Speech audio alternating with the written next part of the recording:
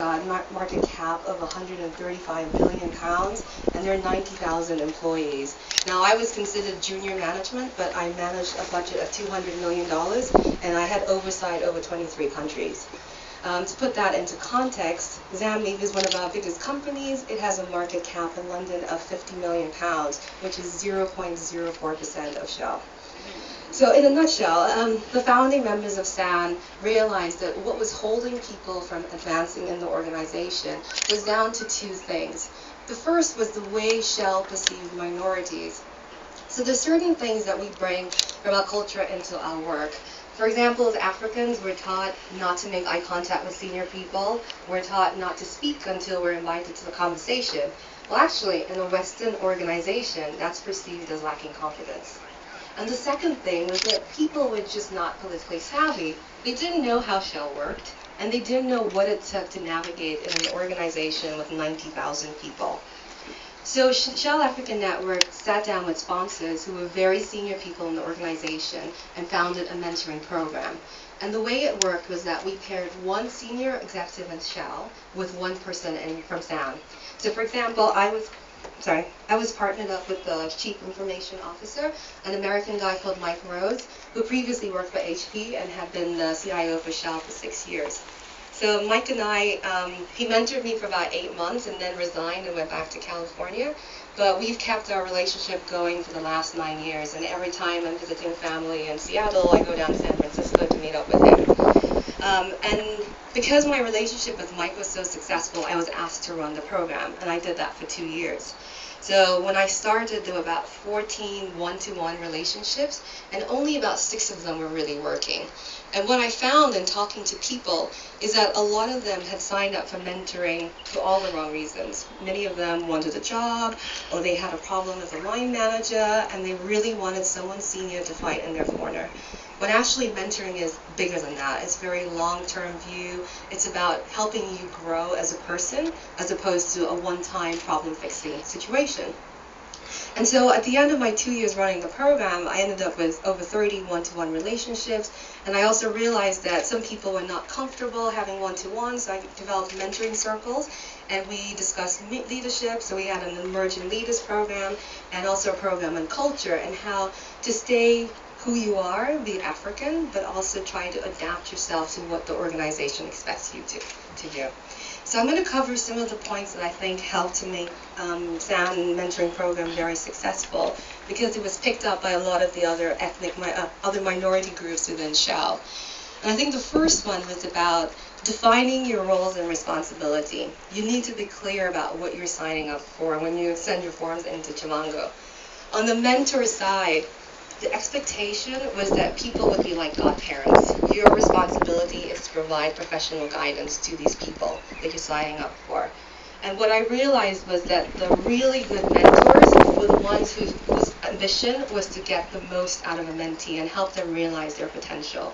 And you do this really by doing a few things. It's sharing your experiences, your successes and your failures, because God knows none of us are perfect. And so it's good to just tell people what you've done and how you've got to where you are. And then it's also just having a role in helping them with their professional growth. So it could be basic stuff like looking at their individual development plan and making sure they're actually doing the right sort of training and job experience. It could be anything from connecting them to people that will help them get to where they go. So I might not be able to hire someone, but I know someone who might be able to. And then there are those mentors like the CEOs who are here and very senior people. You can give someone a job. And to be honest, a lot of mentees will be expecting you to help them with the jobs. So that's just, you need to put that out there. And then on the mentee side, we expected our mentees to own the relationship and to drive it. So the onus is not on the mentors. A good mentee was one who would set up the meetings and follow up with the mentor, would set an agenda and goals for what they wanted to achieve throughout the year. A good mentee is someone who is very proactive. I mentored some people that I'd have to chase to do stuff, and I was like, I need a mentor. If you want this, you need to show that you want it. And then also, a mentee needs to take responsibility for their actions, because a mentor's job is to advise, not to tell you what to do. And this is the distinction between a mentor and a line manager. So if I tell someone to, I don't know, pass up on some job and do something else and that doesn't work out, they can't come back to me and say, hey, you told me to do this and it didn't work. Like, you have to own that decision. So it's really important that people know that your mentor is not your line manager. Your mentor is not going to order you to do stuff. They're going to advise you, and it's up to you to take that advice. And I always say that to mentees is, you need to be yourself. So bring the good, the bad, the ugly when you're in your mentoring relationship. Not extreme, but you need to give your mentor enough to know who you really are if you expect them to give you advice that is going to impact your life. And then the last thing is on confidentiality, because as part of the mentoring journey, you will share not really personal stuff, but things in your professional life, like, I got fired because I did X, Y, Z, or I made this mistake. And you don't necessarily want that to be out in the public. So as a mentee and receiving this information, you have an obligation to keep it to yourself. Because Zambia is a very small community, so I will hear about my stories back in London from my mentees because it came from, a lot of people. So you just have to keep that. So the first thing was about the roles, and the second thing was about expectations. Because mentoring is a two-way street. It's not just the mentor giving and the mentee receiving. I think for the mentors, the one thing that you get out of it is developing your leadership skills. So I used to mentor a student as part of the ethnic minorities undergraduate scheme, which Shell signed up for. So my student was second year at South Bank University. And I met her when she was in her second year and had just finished one semester, and she wanted to quit because she had not done well in her A-levels, so she didn't go to university immediately, and she worked in the shop for 2 years, and she liked having that 70% discount to get the clothes, and having 800 pounds a month in her pocket, and suddenly she was studying and had an allowance that was very small, and she wasn't partying, so she was just studying. So her objectives were very flawed. So my job was very difficult in the beginning because I had to keep her in school. And the way I did that was by inspiring her. So I would invite her over to Shell, and she spoke to my boss and my boss's boss. I knew people in banking and the audit firms, so I would send her for pep talks to kind of give her an idea of what her future could look like if she stayed focused. And then I also encouraged her to start a society at university because she was very entrepreneurial. She was selling hair and clothes and stuff on the side. And so I said to her, look, you clearly have a passion for entrepreneurship, so why don't you start a society at South Bank University? And she did, and I helped her set that up, and I spoke at their event. So she was very excited by the end of her second year, and she stayed. And then in the third year, we spent a lot of time helping. I helped her with her thesis, and then also with job applications. And I can't tell you how proud I was when she graduated with the first, and she invited me to her graduation ceremony. And I think as a mentor, that's what you want, to see someone you've nurtured become the person that they were meant to be. I don't think there's any greater reward than that. On the mentee side, the benefits are incredible.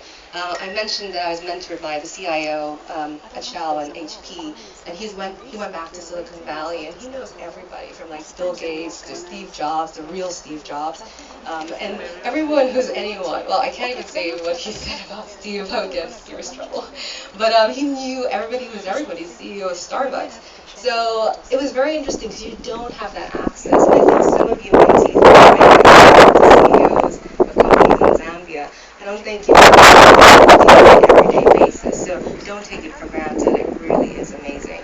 And through that, you get to meet wonderful people. Here I was talking to a few people doing some really impressive stuff. So look at it as a way to expand your personal and professional networks. And then also, the nice thing about talking to senior people, you start to understand what life is really like at the top.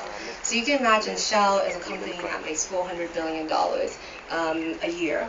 And so the challenges that people face are enormous. And you're constantly having battles with the government, oil prices go up and down, and that can wipe 10 billion off your bottom line.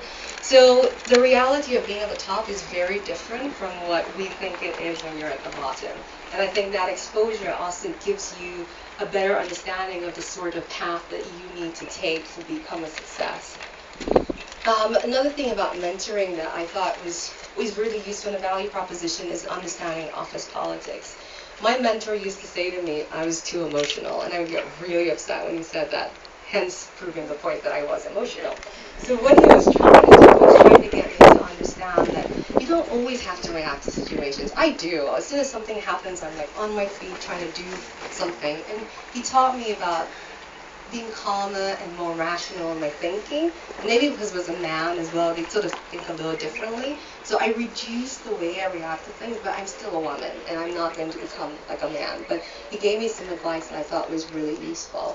And Chimanga talked about burning bridges. I had an experience my first year at Shell where I fell out with a senior consultant who threw me under a bus and tried to blame me for a project that went wrong in the US. And basically, I threw him under a train because he was in the wrong. And I thought that was the end of it, right? And then a few months later, when we were doing a performance review and asked to get feedback from everybody we worked with, I sent an email to everyone because I was very transparent. And this guy called everyone up and was trying to get them to give me a low rating. And I was like, you've got to be kidding me. This was like 6 months ago. Well, what my boss said to me is, sometimes you might win the battle, but you don't win the war. And you need to understand that your career is long. You will meet the same people over and over again.